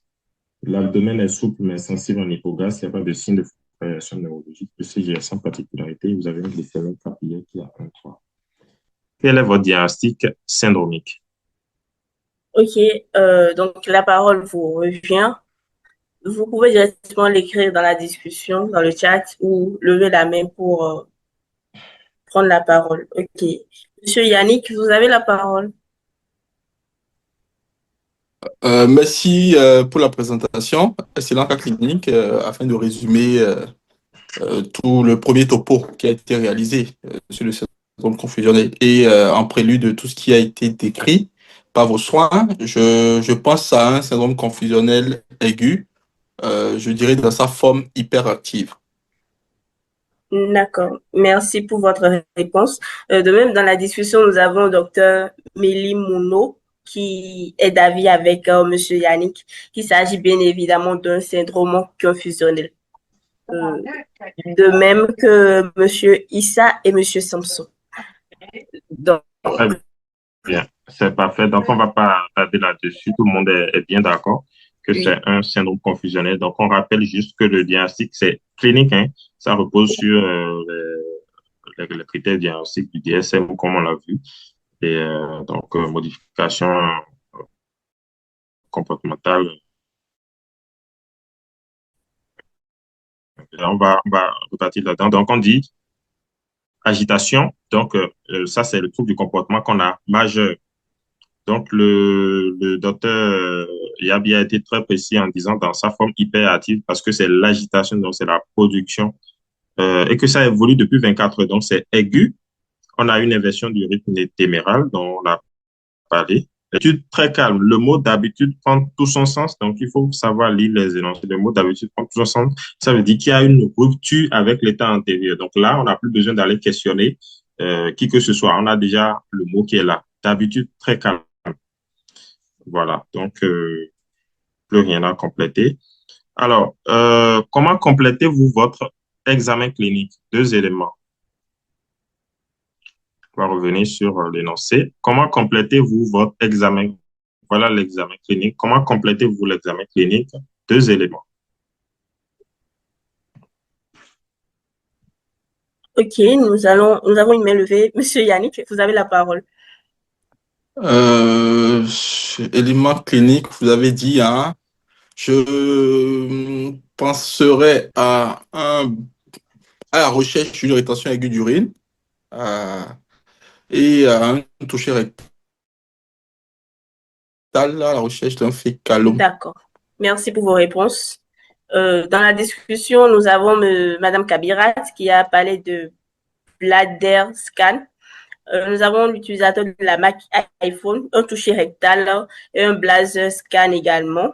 Madame Kabirat Lawani, un toucher rectal. Voilà. C'est parfait. Donc, je vois que tout le monde a très bien répondu. Donc, c'est les deux éléments-là. Euh, on fait un bladder scan à la recherche de globe vésical et un toucher rectal à la recherche de fécalum. Donc, je dis, si on quitte ici aujourd'hui après magique qui est confuse, c'est pipi, caca et douleur. Et là, l'énoncé, il est très clair. Il y a tout dans l'énoncé. On dit que votre patient, il a un retard de sel de 4 jours. Donc là, il faut suspecter une constipation, donc un fécalome.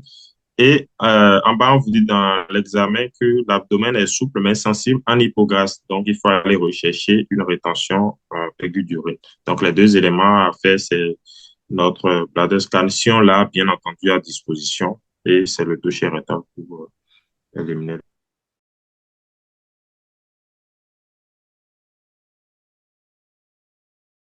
le fécalome. Ça, c'est général, devant une confusion. Donc, pour nous, pour essayer de réviser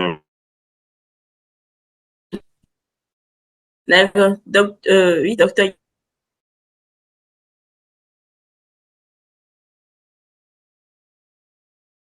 Permettez, j'aimerais revenir sur... OK. Parce que la cible de ce topo, est-ce pour c'est pour nous les médecins africains qui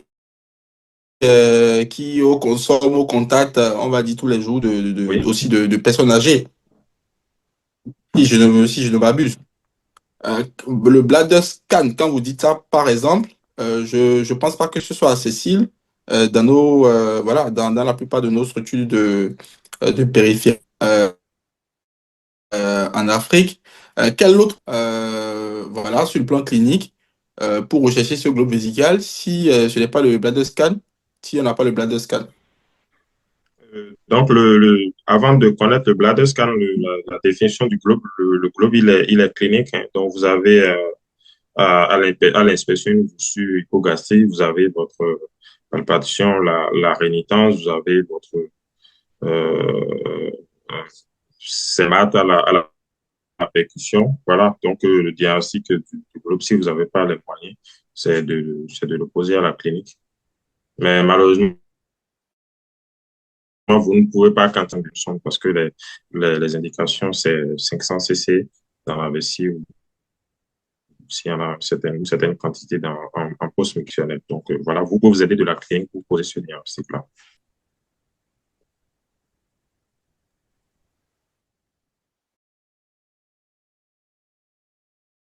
Ok, Voilà. merci. D'accord, docteur Aïvodji. Donc, nous pouvons passer à la question. Merci beaucoup. Alors, quel examen complémentaire euh, réalisez-vous de manière systématique devant une confusion? Nous avons dans la discussion monsieur ou madame Sap qui dit l'examen clinique avec 7 ou 8 critères du globe vésical. Est-ce que c'est la réponse? Excusez-moi, je ne vous ai pas entendu. Nous avons monsieur ou madame Sap qui avait mis examen clinique supérieur avec 7 et 8 critères du globe vésical. C'est pas, je pense plutôt que c'est la Oui, réponse à la question oui, c'est précédente ça. de monsieur Yann. Donc, vous pouvez directement répondre à la discussion ou lever la main. L'utilisateur de la Mac iPhone qui a dit la NFS à la recherche d'une anémie, la CRP pour rechercher un syndrome inflammatoire, un ionogramme sanguin pour voir s'il y a un trouble ionique, la glycémie, le CG, la bandelette urinaire, un bilan rénal, un bilan hépatique clinique. Faut juste compléter.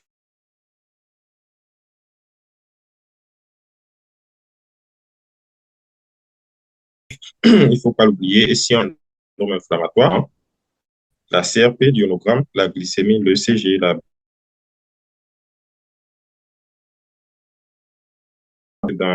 un seul conteneur. Donc, il faut juste rajouter la calcémie corrigée et, et la saturation. Voilà. Donc, c'est très bien dit dans le...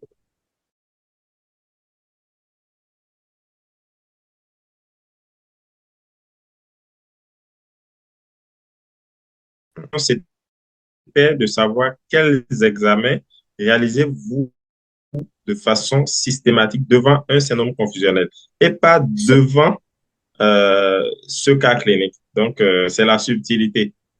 Parce que si vous parlez de radiographie, vous n'aurez pas le point, même si c'est adapté. Voilà.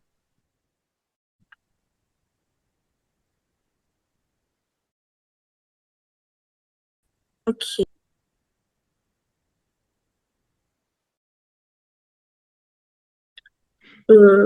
Docteur, si je pense que par la suite, nous avons pratiquement les mêmes réponses que la confirmation que vous venez de nous donner. Je sais pas. On continue? Oui, OK. oui. Alors, donc, c'est ça, je reprends juste. Donc, Liono, voilà, c'est ce qu'on a dit, la saturation ECG. Et voilà. Prochaine question.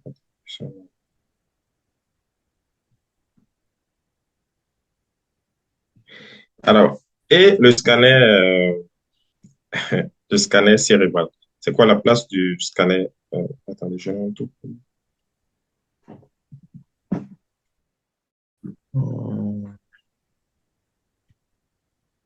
Est-ce que le scanner cérébral, il est systématique? Ok.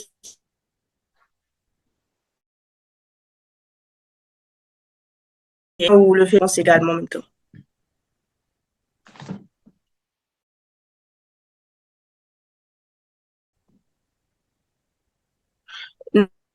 Nous avons docteur Milly qui dit que le scanner cérébral n'est pas systématique, de même que monsieur ou madame Sab. Parfait. Ok, donc toutes les réponses vont dans le même sens, que le scanner cérébral n'est pas systématique. Parfait, oui. Très bien. OK. Donc, on continue. Alors. Donc, on rappelle juste, hein, si vous avez des signes de localisation ou bien si vous suspectez une hémorragie méningée, et il faut l'avoir, j'insiste vraiment là-dessus, il faut pas hésiter à demander le scanner cérébral si vous avez une chute, même mineure, même si c'est juste un petit bleu que vous avez au niveau du cuir chevelu et que votre patient, il est sous soit un anticoagulant ou un antiagrégant plaquettaire, il faut pas hésiter à demander. Et quand vous avez une chute, il est confus, mais les circonstances de la chute sont floues. C'est-à-dire, vous ne savez pas s'il a fait un malaise ou pas, vous ne savez pas s'il a cogné la tête.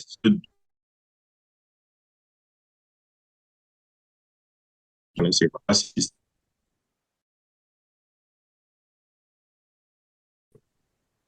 Donc, voilà, je rappelle juste là, en deuxième intention, les examens à faire.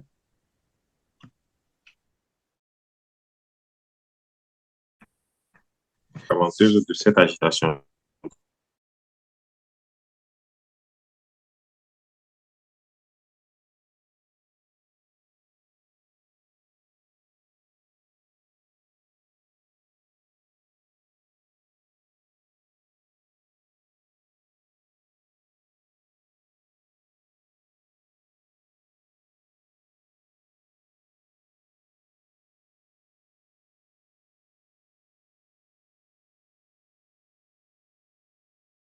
Ici, c'est l'IRM cérébral qui est l'examen de première intention. Donc là, vous passez directement à l'IRM. Devant une aphasie, si ça vous semble, si la difficulté du langage là vous semble être un truc de survenu aigu, il ne faut pas hésiter. Si vous avez aucun aidant pour vous dire depuis quand ça date, vous considérez que c'est un déficit neurologique jusqu'à preuve du contraire, donc AVC et donc IRM. D'accord. D'accord, docteur.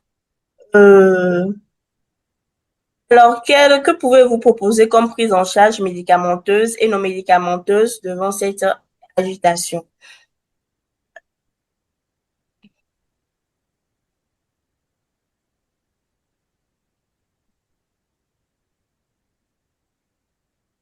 Quelqu'un a demandé devant, vu qu'il y a globe vésical, est-il possible de demander l'échographie euh, pour éliminer une obstruction? C'est ça, en fait, l'avantage du bladder scan. Si vous avez votre bladder scan, il vous dira combien il y a de liquide dans la vessie, vous posez une sonde. Après, si à côté vous avez une insuffisance rénale aiguë, là, il faut aller faire le bilan de l'insuffisance rénale aiguë. Mais si votre bilan rénal est normal et que c'est juste une rétention aiguë d'urine, il faut juste le sonder.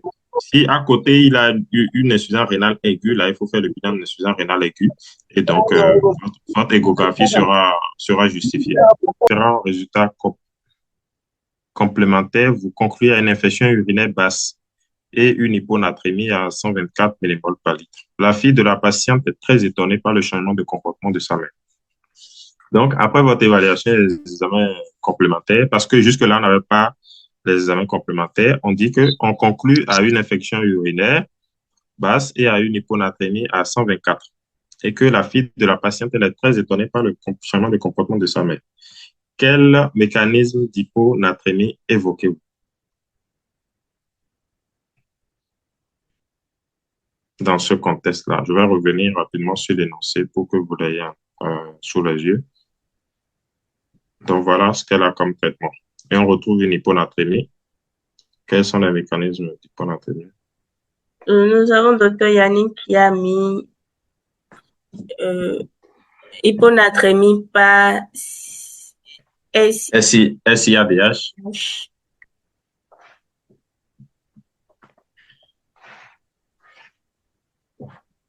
De même que l'utilisateur de la Mac iPhone. OK. Est-ce qu'il y a d'autres réponses? Non, toutes les réponses dans la discussion vont dans le même sens, docteur. D'accord. Bon, OK. Nous avons monsieur... Oui, il est en train de se corriger. OK. Hyponatrémie mixte. Voilà. Donc, nous avons... Très bien, voilà.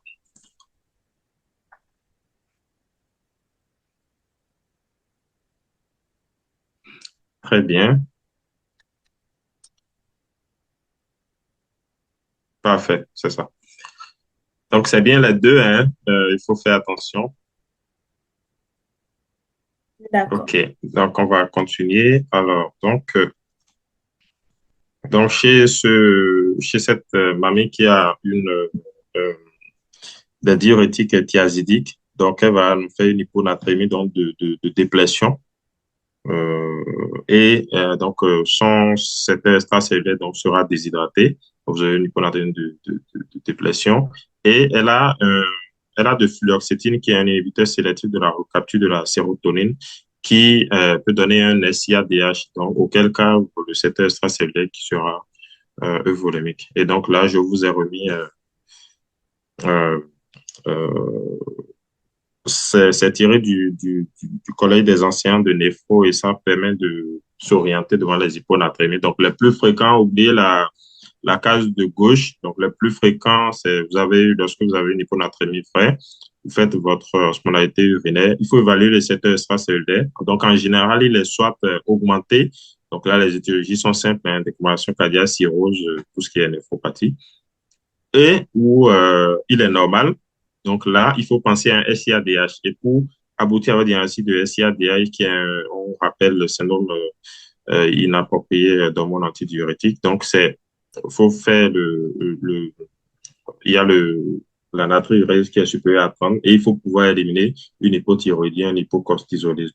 Donc, lorsque vous avez une hyponatrémie qui est vraie avec l'osmolarité urinaire qui est supérieure à 100, avec un extracellulaire qui est normal, une natriurése supérieure à 30, vous avez une TSH qui est normale, un cortisol qui est normal, vous êtes en droit, et si vous avez des médicaments pour voir d'hyponatrémie, c'est en droit d'évoquer votre SIADH. C'était juste un rappel.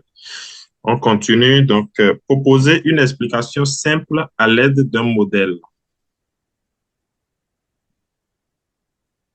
Proposer une explication simple. Donc, on a dit qu'on a retenu le diagnostic de hyponatrémie d'infection urinaire et on dit que la fille de votre patiente, elle est très demandeuse de réponse. Proposer une explication simple à l'aide d'un modèle.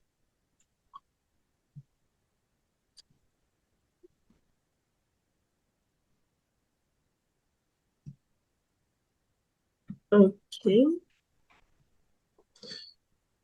Je ne sais pas ce que j'ai appuyé, mais je ne vois plus le...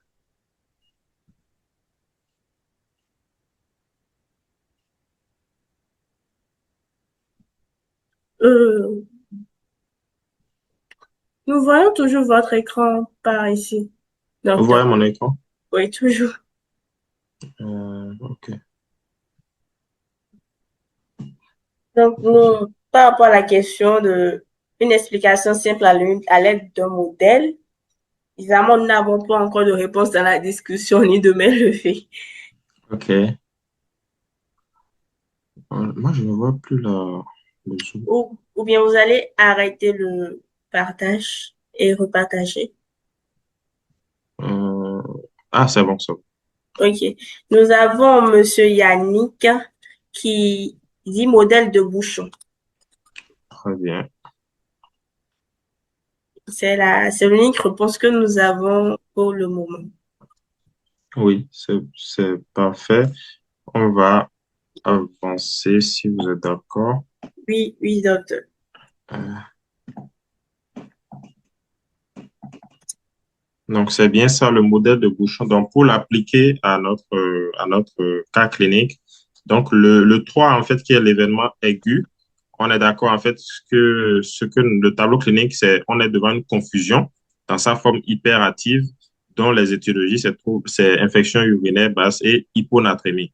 Donc, l'événement, le seuil de la décompensation, ce qui a décompensé, c'est la confusion. Le un, nous avons notre vieillissement physiologique. En 2, on nous a dit que c'est une mamie qui est allée en EHPAD parce que pour pour des troubles cognitifs. Donc, elle a un trouble neurocognitif majeur. Donc, on peut au moins dire ça dans ses antécédents, qui soit un facteur prédisposant de confusion. Donc, le 2. Et ensuite, le 3, quelles sont les causes qu'on a retenues? Donc, c'est l'infection urinaire basse et l'hyponatrémie. Donc, vous voyez, dans tout ce qui est décompensation d'organes aigus chez une personne âgée, vous pouvez appliquer ce modèle-là et pouvoir mener vos réflexions et démarches éthologiques. Tout à fait. Donc, modèle de bouchon, âge, HTA, stress, on va ajouter troubles cognitifs. Tout à fait, c'est ça. C'est ça. La question avec un le modèle de Bouchon, mais est-ce que c'est concernant? Oui, c'est ça. En fait, le modèle de Bouchon, dites-vous que prenez le tableau clinique que vous avez devant vous. Votre diagnostic positif, c'est le syndrome confusionnel. Donc, c'est ça qui sera au niveau de la cassure de la courbe. Et donc, la réflexion sera de rechercher les facteurs prédisposants. Donc, le un, donc, comme vous avez dit, l'âge de la patiente, le trouble, et en 2, donc, l'HTA, elle a les antidépresseurs, et puis les troubles neurocognitifs. Et en 3, quelles sont les causes qu'on a retrouvées? On a dit infection urinaire et puis hyponatrémie. C'est parfait. Donc, vous pouvez l'utiliser pour n'importe quoi, pour une fibrillation atriale, pour une embolie pulmonaire, pour une infection, peu importe, vous pouvez utiliser le modèle de Bouchon. On va avancer. J'ai juste me rappeler la notion de réserve cognitive, lien entre réserve cognitive et sévérité du facteur prédisposant. Donc, comme je disais, totalement à droite, vous voyez là, la réserve cognitive, elle est très faible. Donc, il faut juste un facteur précipitant minime pour, euh, pour déclencher un syndrome confusionnel. On a donné l'exemple de changement de traitement.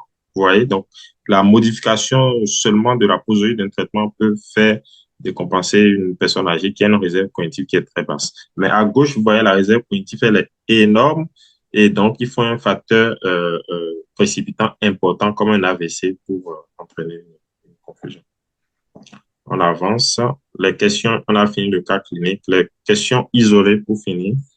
Devant une confusion fébrile, réalisez une fonction, j'ai oublié de vous, réalisez-vous une fonction lombaire de façon systématique chez la personne âgée.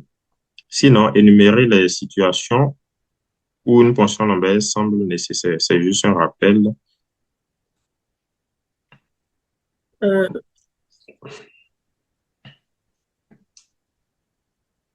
alors, Vous pouvez directement répondre à la discussion, hein, ou lever la main.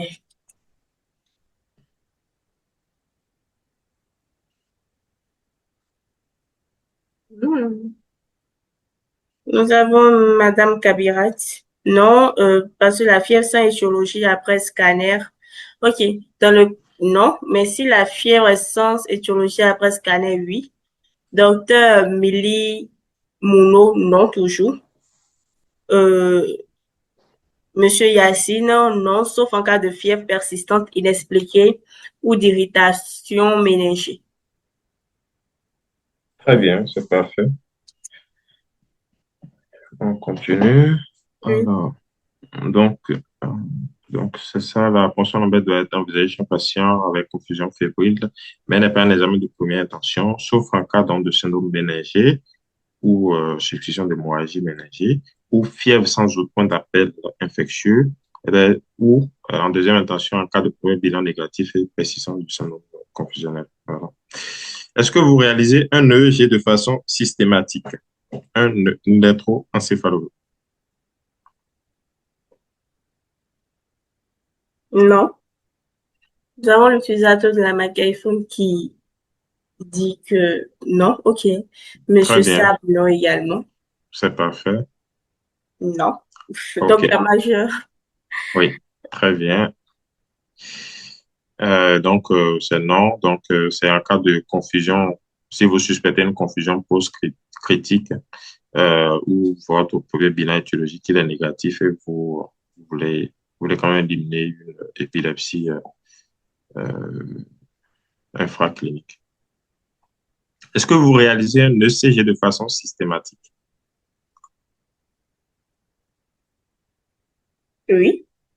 Très bien, c'est parfait. OK. OK. Bon, je pense que nous pouvons continuer. Donc, la majeure Oui, réponse. Bon, pas majeure. Toutes les réponses étaient oui. oui, c'est oui. Donc, il n'y a pas de, il y a pas, et là, pour finir, les items de CAM pour voir si vous savez faire le dépistage et que vous allez dépister tous les patients qui sont confus. Les 4 items de CAM, c'est la dernière question.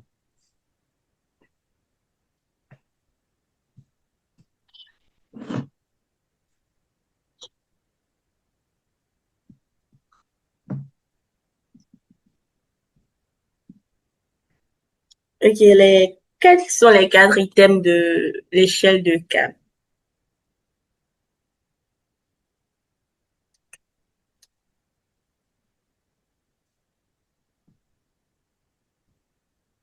Je pense que les discussions sont en train d'être rédigées. D'accord.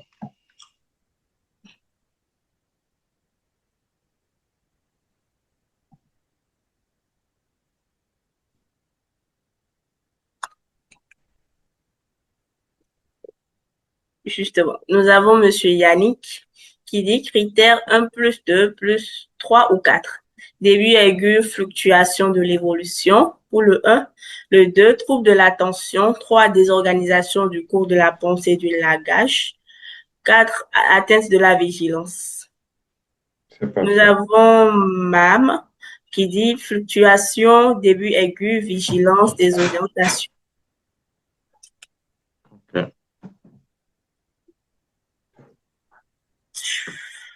Je pense que nous pouvons continuer, docteur, en attendant les autres réponses.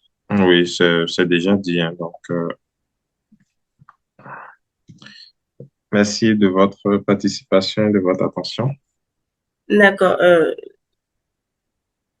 Merci infiniment, docteur, pour ce cas clinique, pour carrément toute cette présentation qui était très riche, très pédagogique et surtout pour tous les éclaircissements que vous nous avez apportés tout au long de nos échanges de ce matin.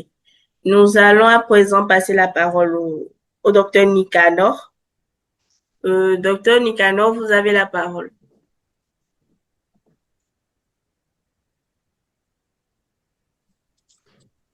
Alors, merci beaucoup. Bonjour, j'espère que vous m'entendez. Oui, Oui, très on vous bien. reçoit. D'accord. D'abord, je voudrais remercier Dr. Aïvodji pour l'avion.